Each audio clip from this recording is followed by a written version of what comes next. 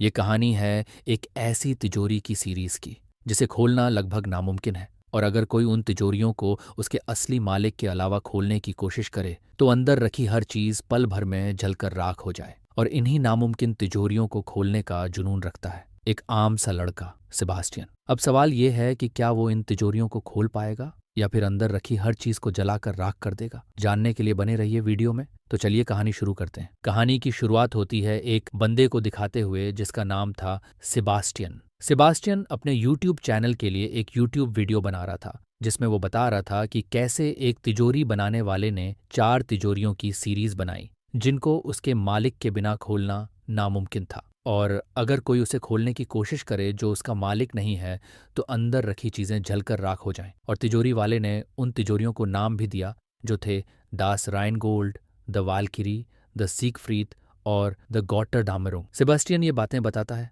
और video upload कर देता है। वीडियो अपलोड करने के बाद वो थोड़ा उदास भी हो जाता है क्योंकि उसकी किसी भी वीडियोस पर व्यूज नहीं आए होते हैं। लेकिन सेबास्टियन इसके बारे में ज्यादा ना सोचते हुए अपने काम पर जाने के लिए तैयार होने लगता है। वो अपने लिए सैंडविच बनाता है और अपने फेवरेट कैफे से कॉफी लेता हुआ अपने ऑफिस पहुंचता है जो कि उसे बिल्कुल पसंद नहीं था। अब सेबास्टियन अपने ऑफिस में काम कर ही रहा होता है कि उसके यूट्यूब वीडियो पर कमेंट आता है कि अगर तुम्हें अपना हुनर आजमाना है तो इस जगह पर आ जाओ। सेबास्टियन बहुत खुश होता है और दिए गए एड्रेस पर पहुंच जाता है जहां उसे 8 बंदों के साथ कम्पीट करना होता है और 3 तिजोरियां जल्द से जल्द खोलकर दिखानी होती हैं जो कि सेबास्टियन बहुत ही आसानी से खोल लेता है और सबको हरा देता है। जैसे ही वो जीतता है वैसे ही उसकी नजर एक भीड़ में खड़ी लड़की पर पड़ती है जो होती है ग्वेंडोलाइन, एक वांटेड शो जिसके पीछे 11 मुल्कों की पुलिस पड़ी होती है। अब अगला दिन शुरू होता है और सेबास्टियन रोज की तरह ही अपने फेवरेट कैफे से कॉफी ले रहा होता है और तभी उसकी मुलाकात होती है कल वाली लड़की ग्वेंडोलाइन से जो कि उसे बताती है कि मैं ही हूं जिसने तुम्हारी वीडियो पर कमेंट किया था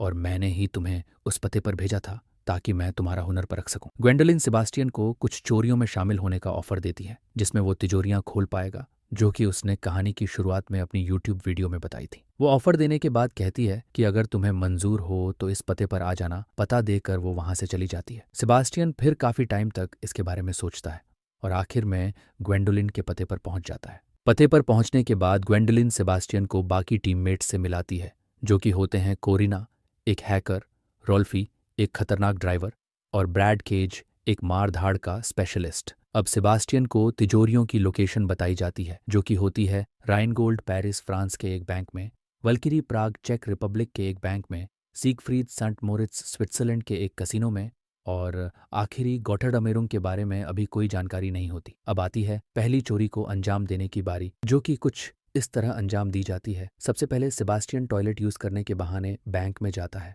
और उसी के पीछे पीछे ग्वेंडोलिन सिक्योरिटी गार्ड की जेब से चाबी चुराते हुए बैंक में घुसती है अपने बैंक लॉकर को देखने के बहाने। फिर कोरिना बैंक में घुसती है और वहां मौजूद एम्प्लॉयज का ध्यान भटकाती है जिसका फायदा ग्वेंडोलिन उठाती है और सेबास्टियन को टॉयलेट से निकालकर तिजोरी के पास ले जाती है जहां वो तिजोरी खोलता है और इसी दौरान बैंक में एंट्री लेता है ब्रैड केज जो कि एम्प्लॉयज का ध्यान भटकाता है और तिजोरी खुलने के बाद सेबेस्टियन और ग्वेंडोलिन को बैंक से निकलने में मदद करता है। अब नेक्स्ट सीन शुरू होता है जिसमें हमें इंटरपोल का हेडक्वार्टर्स दिखता है और हमें पता चलता है कि इंटरपोल को उस चोरी के बारे में पता चल गया है और वो उन्हें पकड़ने के लिए प्लान बना रहे होते हैं। अब सीन शिफ्ट होता है दूसरी चोरी वाले दिन पर जो कि थी प्राग चेक रिपब्लिक के एक बैंक में। ये चोरी शुरू होती है सेबास्टियन और ग्वेंडोलिन के बैंक में घुसने से और तिजोरी तक पहुंचने में उनकी मदद करती है कोरिना अपनी हैकिंग की मदद से। कोरिना तिजोरी तक पहुंचने के रास्ते के सारे दरवाजे अपनी हैकिंग से खोल देती है और सेबास्टियन और ग्वेंडोलिन को तिजोरी तक पहुंचा देती है। लेकिन इसी दौरान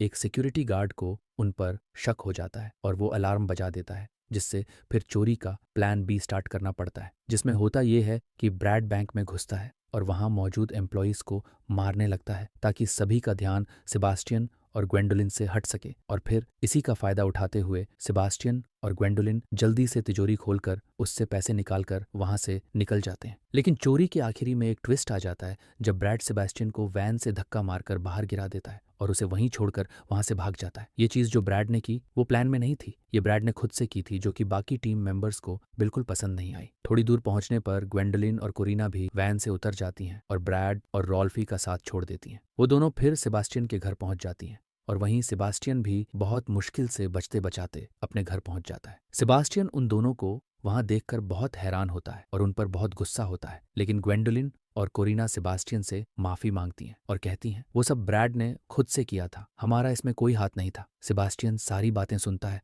और उन दोनों को माफ कर देता है और फिर वो अपनी आखिरी चोरी को अंजाम देने की प्लानिंग करने लगते हैं। अब आता है आखिरी चोरी अंजाम देने का दिन, जो कि थी सेंट मोरिट्ज स्विट्जरलैंड के एक कैसीनो में। चोरी शुरू होती है कैसीनो में एक फेक कॉल करने से, जो कि कोरिना ने इंटरपोल की तरफ से कैसीनो में किया था। कॉल में कैसीनो को कहा गया कि आपकी तिजोरी में चोरी हो सकती है, इसलिए इसकी जगह बदल दी जाए। इस बात को सुनकर कैसीनो एक ट्रक बुलाता है जिसमें रखकर तिजोरी को एक जगह से दूसरी जगह पहुंचाया जा सके, लेकिन उस ट्रक को ग्वेंडोलिन और सेबेस्टियन पहले ही चुरा लेते हैं और कैसीनो जाकर तिजोरी को लोड कराकर वहां से निकल जाते हैं। इसी दौरान जब इंटरपोल कैसीनो में जाती है तब उन्हें पता लगता है कि उनकी तरफ से कॉल आया था, इसलिए तिजोरी की जगह बदल दी गई है। रॉल्फी और ब्रैड भी कैसीनो के पास पहुंच गए होते हैं और ग्वेंडोलिन की लोकेशन ट्रैक कर लेते हैं अपने फ़ोन की मदद से, और ये बात कोरिना को पता चल जाती है और वो ग्वेंडोलिन को जल्द से जल्द भागने का मैसेज कर देती है। लेकिन कोरिना चोरी के दौरान पकड़ी जाती है और वो पुलिस को सेबास्टियन और ग्वेंडोलिन की लोकेशन बता देती है। अब रॉल्फी, ब्रैड और इंटरपोल सेबास्टियन और ग्वेंडोलिन की लोकेशन की तरफ निकल जाते हैं और वहां सेबास्टियन तिजोरी खोल देता है और तभी वहां ब्रैड और रॉल्फी पहुंच जाते हैं, लेकिन बंदूक के दम पर ग्वेंडोलिन उन दोनों को बांधकर वहां से निकल जाती है और पीछे इंटरपोल भी आ रही होती है, जो सबसे पहले ब्रैड और रॉल्फी को पकड़ लेती है, फिर सेबास्टियन और ग्वेंडोलिन तक भी पहुंच जाती है। लेकिन ग्वेंडोलिन इंटरपोल से सेबास्टियन को जाने देने के लिए बोलती है क्योंकि वो कोई क्रिमिनल नहीं होता। इंटरपोल इस बात को मान लेती है और सेबास्टियन को आजाद कर देती है और ग्वेंडोलिन को पकड़ लेती है। और कुछ ऐसे होता है इस कहानी का एंड।